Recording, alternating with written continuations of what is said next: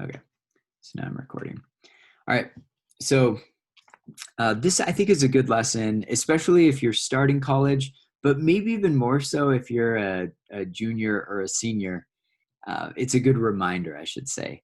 And what I want to show you here in this first slide is a graph of basically how I think you can do a lot of your work. So down here at the bottom, this green area or arrow, that's when I assign something for you. So it could be 10 LinkedIn connections or um, some analysis papers that you'll start on next week. And the idea here is, you I assign it, you do a little work, and you see these blue graphs. This is kind of your daily amount of work that you do, culminating in, of course, the red arrow when you submit the assignment. All right, and this is how it should work. This is the way I'm sure all of you are doing it, except you're not, right? Because I think this is a more accurate depiction of what it is that you're doing, and not just my class, but in a lot of these classes. I'll assign something over here with the green arrow, and again, you wait until, like, especially if it's due at 11:59 p.m. on Saturday night or something. I see it. I see the activity. It's like they all get submitted at 11:58 or something. And the two that didn't get submitted, I get an email for those on Sunday. I'm like, Brother Hales, be merciful, or whatever. Like I've seen it a lot, and I'm not picking on anybody in this class. It's every student throughout history, right? This was me when I was a student as well, and I was the king of this. Like I could knock out papers like nobody's business at 11:58 p.m. on Saturday night. And anyway, it was like I got pretty good at it too. Like I was still getting A's, and a lot of you can get away with this as well. I get that. I know that you can, and so the purpose of this isn't to like call you out or make fun of you or anything. I know what's going on, and and this slide kind of shows the cyclical nature of the way that many students work. Right? Let's just start up here at the upper left. Like you go to school, you come home, you should start doing a little homework or reading or whatever, but you don't. You go straight to Netflix or video games or whatever it is that you do to avoid studying. And for it's kind of interesting because if I polled you, I'd get some interesting responses. A lot would say Netflix, a lot would um, say video games, but a number of you like do weird things to avoid doing homework. Sometimes for me, it's like I sit down and I go to do something that I need to do, but instead of doing it, I'm like, I should clean my room. I remember my mission president said that cleanliness is next to godliness, and I can't possibly study without cleaning my room. Like something I don't even want to do. Like nobody enjoys cleaning. Well, most people don't enjoy cleaning their room, and yet it's like one thing you can do to avoid doing something else, right? And so anyway, it's that's that upper right hand corner. Then you panic. Like some people call this the panic monster. It's getting close to the deadline, and so you freak out. You like the stress levels rise, um, and you're able to just pump out the work like crazy efficiently. And of course, then you're gonna go crash, regret it, say you're gonna change your life and you'll never do this again. And then of course you start the whole process over again. So again, I get it. I know how this works. Um, what I want to show you in this slide, this slide is interesting to me. This slide, for every little dot here, every square, this represents a week of your life. And yeah, this is meant to scare you just a little bit. Um, Again, we've got 56 weeks a year, so that's kind of what across the top, that's what you're looking at there. And then you can see your age. Now I checked it out because I was wondering about this. The average life expectancy for men tends to be about like 70, I think it's up to 79 now. Unless you're an Asian man in the US, then it's 87. But anyway, for your like average man in the United States, you're looking about late 70s. Women, you get like an extra 10 years of life than men do. And so for me, kind of the cutoff here, I'm looking at 80. I try to work out a little bit. So I'm hoping to make it to I'm hoping to make it a long time, but let's just say I'm going to 80. Well, it's kind of interesting because I am going to turn 40 next year. So I'm about halfway done. Like if you go through this would be kind of a sick thing to do, but you could like knock off your weeks of your life or whatever and keep track, a countdown, if you will. Sorry, I got to fix this. Then this shows you what you have to look forward to. Now, I understand none of you are thinking about death. Like this is, well, hopefully not. This is at your age something that you're not thinking of constantly or dwelling on. And yet, for all of us, it's out there. It's coming. Now, I never thought about death at all until I was in grad school. I was taking a class about, it was wills and trusts, estate planning, basically. And the professor there made us go to a, like a, not a retirement home. It was almost like a convalescent home, people in their last weeks of life. And he had an agreement with them that we could come do this. And some of them were okay talking about it, and they talked about their life and how quickly it went, and all of a sudden it was about to end. And it was a wake-up call for all of us 20-something-year-old students who weren't even thinking about it. And yet, like we were already down here into the 20s, a good chunk of our life had already passed us by. And so I show you this so that you can see that our time is limited, and the more time that you spend doing Netflix or something that probably doesn't have much eternal significance, well, you're just kind of wasting a lot of these spaces here for life. And so the lesson isn't like, don't procrastinate. All of us procrastinate, and we always will throughout all time. And yet, I want you to be cognizant, aware of the life that you have and the time that all of us have been given to do good things, to do productive things, to make this world a better place. That's one of my goals. I hope it's your goal as well. So think about what you can do to fill in this time. Okay, so that's just a quick lesson in procrastination. Again, I understand some of you email me and you let me know that something happened. There was a family emergency. There was a medical issue. Like, I'm going to be completely understanding, and I'll help you if you need to turn something in late. But if I see that it becomes a habit, if you have a medical emergency every week, I'm just a little less accommodating. Okay, so anyway, that's that. Today, the main part and the main element of today's class deals with resumes. And so I want to talk about the resume that you've turned in. I was able to look at a lot of those, and kind of the changes that I want to see in your work this week in order to make your resume, well, I want you to improve your resume. And we give you this class as a way to kind of get you settled so that you can have you won't, let me say it like this. You probably won't have a spectacular resume at the end of this class. That's all right. It's Business 100. It's not designed to give you the greatest resume in the world.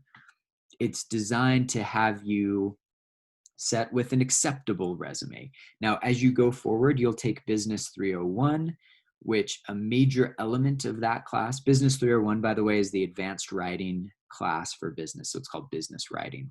I teach that one. I'm teaching that next semester. And there we spend a lot more time improving your resume from what we expect you to have at the end of Business 100. So again, understand that I'm not trying to force upon you, and I don't want you to spend 40 hours this week coming up with the best resume in the world. That's not the point. But the point is to give you some important information so that when you do put together your resume, that it'll be a good resume. This is a resume that you should be able to go get a couple internships with. All right. So let me start with a couple things here. What I've done is I've just thrown up a random resume that you can see here on your screen for John Smith. Okay. And a lot of resumes that I've seen students write do something similar to this. They've got like, well, a bunch of bullet points that I'm not entirely sure what they mean. So here we've got John Smith. At one point, he was a senior project manager. And then I've got these bullet points of like project design, project scoping, project management, team management, etc. All right, what's your first response when you see this? You can unmute yourself if you want.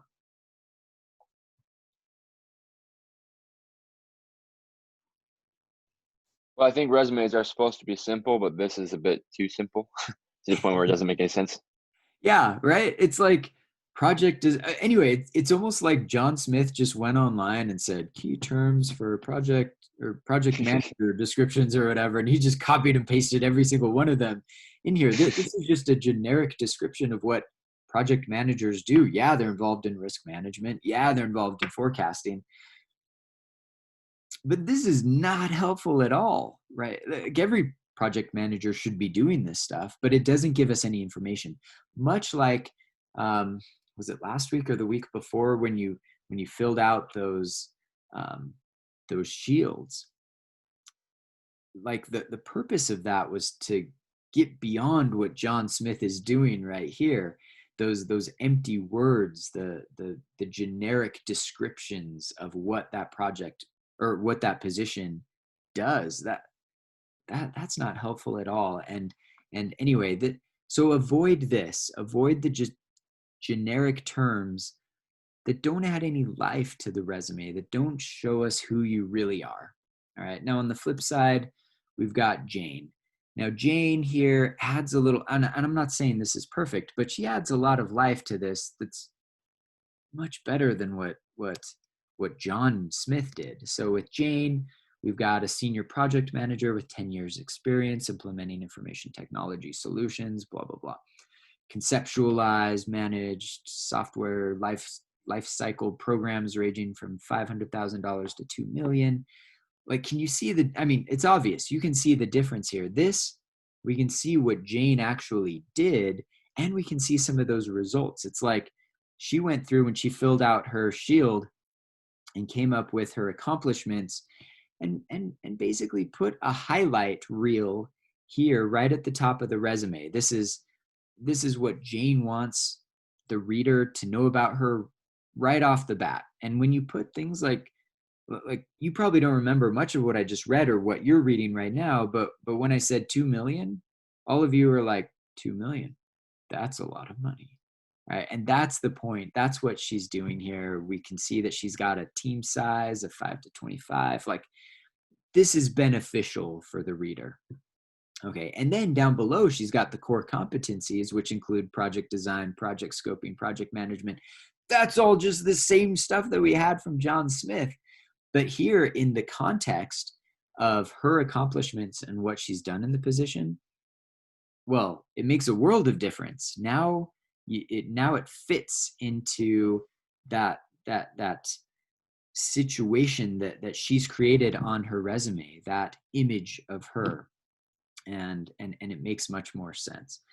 Okay, a couple things about resumes. Here on the screen, I've got the Emma Smith resume template. This is what I want you to use, okay? And let me do something real quick. If I get out of this, let me show you. Let me just get into, I'll just go straight to Canvas. For this week, I want to show you where, like, lots of students can't find it. And so I want to show you exactly where it is. It's really easy to find. Students that can't find it, usually they're not looking. So I'm going into Business 100. let's go into the modules here and scroll down to the current week, which is week 3. Again, you see this is not the toughest week that you're ever going to have in this class. But I'm going to come here to draft number 2 resume. So this is what's due at the end of the week. And in that assignment, here I've got first view the sample format resume. So if you click that, it'll download it for you. Let me open that up. All right. So if I open that up, then I can share this with you.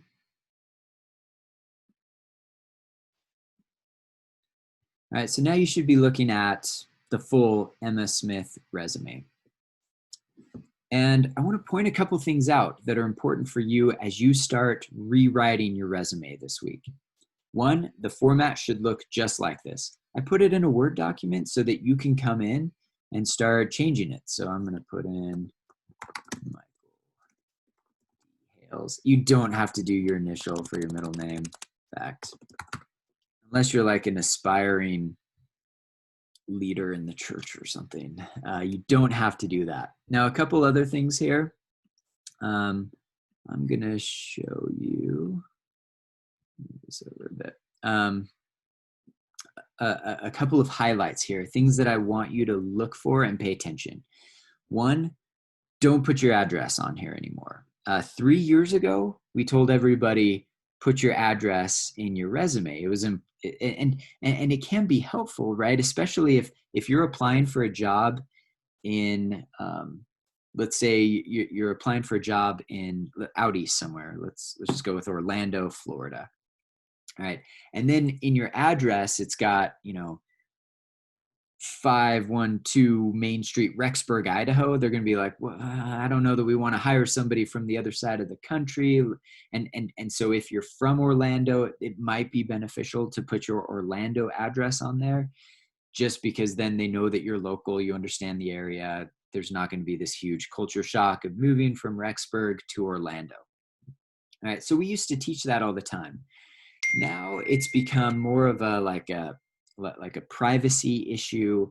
If you apply to a job and the person that's reviewing your resume is a total creep, well, you don't want that person knowing your home address. So scratch out the address, just put in your email, your LinkedIn profile. So here, if like for me, it's www.linkedin.com/Michael Hales. And that's my LinkedIn address. You can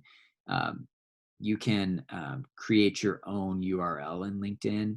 And if you don't know how to do it, just Google it. It's super easy.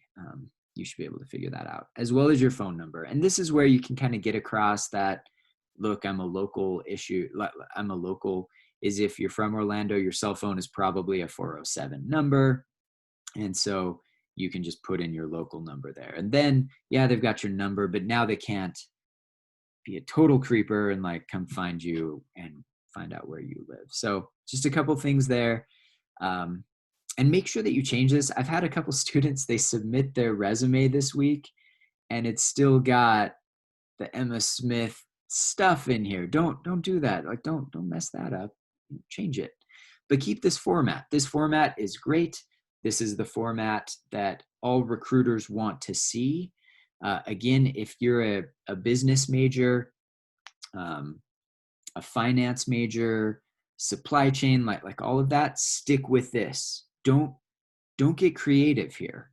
Now, on the other hand, if you're a communications major and you want to do like visual arts or sometimes even marketing, you can get away with a little bit a different format down the road. But for this assignment, you're going to just stick with this. All right.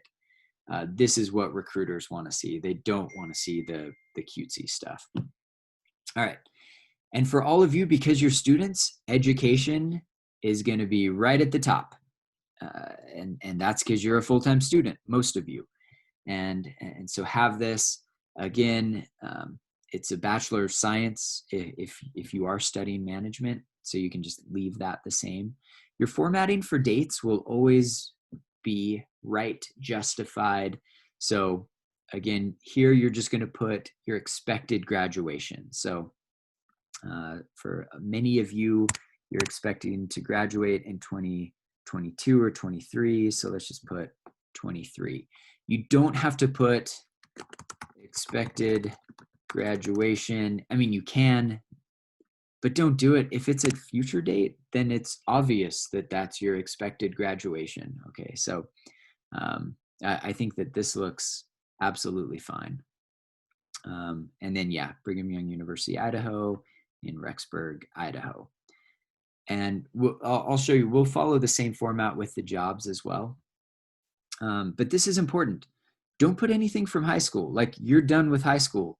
You are in college. Forget high school. Like, scratch it. Nobody cares anymore what you did in high school. Well, that's not totally true. If, for example, like last semester, I had a student who, I think he won track, or he won state in some event in track, like the mile or 2 mile or something. And so I'm like, that's cool, but let's throw that down here in leaderships, interests, skills, and awards. Go to make a bullet point saying that you won state. Why? I mean, it's not really academic, but it shows that you're dedicated and you've got some motivation and skills, and you didn't just watch YouTube all of high school. You like went out and read, like stuff like that. Great. Just throw it down in the bottom. Okay. All right. So yeah, high school otherwise is out. We don't care if you made student of the month in high school. That was great, but that got you into college. Now start doing things in college. I do like this one, putting an area of interest. If you're focusing on supply chain, mention that here. Why? Because you're probably applying for supply chain internships and they'll want to see that you've done that. You can put in, like down here as well, the relevant coursework. If you've taken specific courses that are required for that internship, make sure that they're listed here. They'll want to see that you're doing, or that you meet the minimum requirements. All right. Scholarships and awards, obviously, throw that in. If you are a member of a society, definitely put that in. Once you have leadership positions in the society, put that in. I'll bring in a student panel later on. I think it's in 2 weeks, and they'll talk about this. But many of you are looking at this and you're thinking, I just started. I have nothing to put in this section. I know. That's why I'm bringing it up. Like, you need to start living your life such that you can add bullet points to your education section on your resume. So get into the management society, get into some service clubs. Like, these are very important because recruiters want to see that you're involved while you're here at BYU Idaho. All right. Any questions so far with this top section of education? Okay. From here, oh, and I should point this out. These bullet points, you can choose to put periods at the end, like right here. If I want to put, I was a member of the J. Reuben Clark Society, president. And then I may put in like accomplishments that I had there. I could put a period at the end, or I don't have to. But if I put a period on one, you better put a period on all of them. So again, just keep it consistent with the way that you write your resume. So here, I don't have periods on mine, but you can if you want to. Again, that's up to you. All right, now we get down to experience. Now, many of you, again, don't have a whole lot of experience. I've actually, this is quite humorous. I've got a family member of mine, an in-law, who he's my age. So we're in a year, we'll be 40. And he's just getting out of his graduate program, and he's about to start his first real job in his entire life. Now, this is like baffling to me, right? So don't be that person, and I won't say his name, but while you're here, start getting jobs. So you can work at the bookstore, you can work in janitorial, you can work in food service, you can be a TA.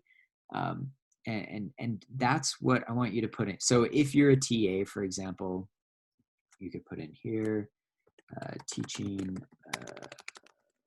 assistant for Professor Michael Hales. All right, then we got to fix the date. And then you'll put in your dates that you were my TA. Again, Brigham Young University, Idaho, right there. Rexburg, Idaho, right there. And then you just start filling in the bullet point with the things that you did, for the things that you accomplished. All right, and I'm going to go back to a slide. We're going to talk about these bullet points in a minute. The key here is don't forget what I taught you in the me in 30 seconds or the elevator pitch. You're going to write these bullet points the same way. All right, so make sure that they're catchy. You want to start with an action verb. And so, for example, right here, it would be something like taught 30 students per semester, and then kind of go on to describe what it is that you taught the students as my TA. All right. And then what's kind of great about this template that I give you is that it's got a number of instructions and tips about how to write these. So again, like this one, don't describe it, be clear about the characteristics or attributes developed. Like make sure that you read through all of the bullet points because it has a number of important tips for you, and make them fun. If I'm reading this and I'm falling asleep trying to read your resume, you did a poor job, right? So describe it well and make it interesting. Okay. So, all right, perfect. Now, the next thing that I wanted to, now I've got room here for 3 different positions. Some of you only have 1, some of you only have 2, some of you have none. You're going to want to add 1, go get a job. Okay. When class is over, or right now, get a part-time job, but just make sure you go get something. This can also be where you put your internships. That fits under experience. So go build a resume if it's not looking great so far. Many of you, about half of you, have already gone on missions. So this is where I'm totally fine for you to put your mission right here in the experience section. What I'm not okay with is if when you're writing your, or when you are writing this section, if you start putting missionary terms into business language. Now there, I'm not totally opposed. This can work sometimes. But what I'm opposed to is if you portray baptizing people in terms of like closing sales. And I've seen this. This is horrible. A student a couple semesters ago was like, I want to remember the exact language because it was that horrifying. It was like, met with 20 potential members of my organization a week and was able to convert, or had a conversion rate of 68%, baptizing them into my religion or something. And that's a little unseemly. It's a little bit kind of mixing things in a way that I just don't like. Now, there are ways to do this. You can talk about dedication to a task. Just don't equate baptisms to like closing a sale. That is what concerns me the most. Okay. But for example, many of you did service. So on my mission, I was in Belize, and in Belize City, every Monday we volunteered at the hospital. So we would go to the hospital and we would deliver supplies to different rooms. It was an awesome experience. I would put that in my resume. Served 10, or it wasn't 10 hours a week, but it was something like 3 hours a week, delivering supplies, or I would get even more specific here, like delivering supplies to over 500 rooms in the hospital over the course of 3 months or something like that. All right. And so do that. Talk about that. You can talk about how many hours a week you worked. Many of you worked like 70 hours a week. Put that on here. That shows that you're not, or it shows that you have dedication to a task at hand. So again, worked over 70 hours a week. If you had leadership positions, that's okay to put in too. Like oversaw the work of 6 other volunteers in a geographic area the size of whatever. Like I'm just start thinking about this, because missions can be great experience that employers will want to talk about. I haven't gone to any interview in my life where the interviewer didn't want to talk about like what were you doing in Belize and Honduras? Like that was interesting to them. So anyway, I think that can be an awesome opportunity to show some of your skills and experience on your resume. Down at the bottom, this is where I just have leadership interest skills awards. If you got an Eagle Scout, go ahead and put that on there. Just those awards that you've gotten that your mom is so proud of and put in your like book of remembrance or whatever, go ahead and throw those on there if they're cool and especially if they're applicable to the job that you're trying to get. All right. So again, here, remember, action verbs show not only what you did, but what you accomplished.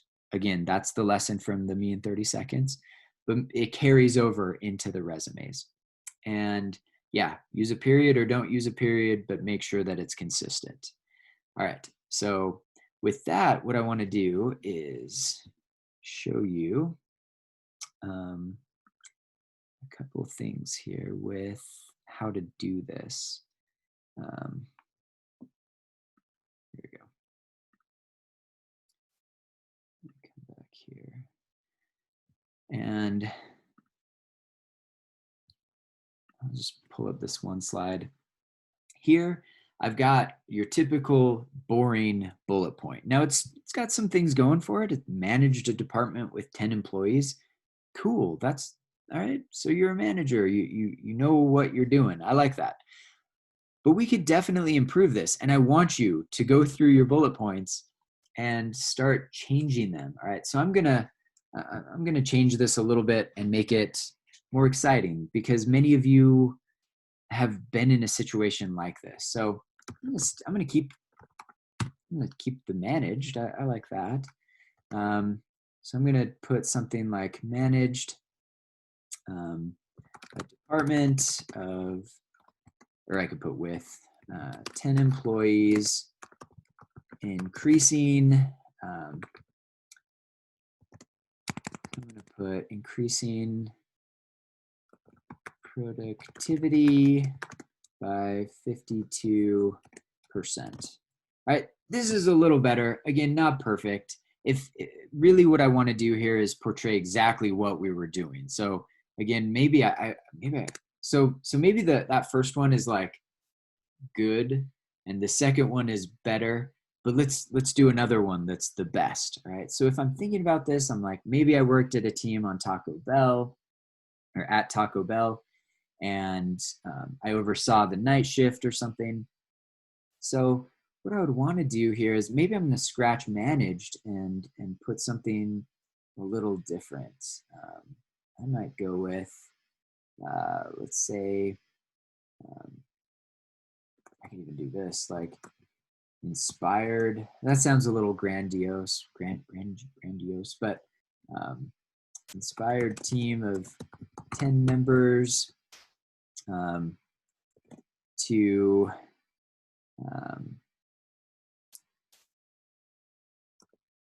prepare food orders within 2 minutes, thereby improving productivity by 53%, not dollars, over the previous 3-month period or quarter. Anyway, inspired. I'm not totally like set on that word. That makes it sound like you're a motivational speaker or something. But you see that, you see how we go from like good, better to best here. Just, you want to convey not only what you did, you want to talk about the results. And you're never really done with this too. That's the other thing about resumes. I was just asked to resubmit my resume to show the changes that I've made to my resume in the 3 years that I've been teaching at BYU Idaho. And so again, this is something that you will be working on for the rest of your life. Uh, and so you're never really done with this. Let me just say that. All right. So let me pause that real quick. Any questions so far? Or I should say, as we're wrapping up, any questions about the resume or the assignment itself? All right, I'm gonna stop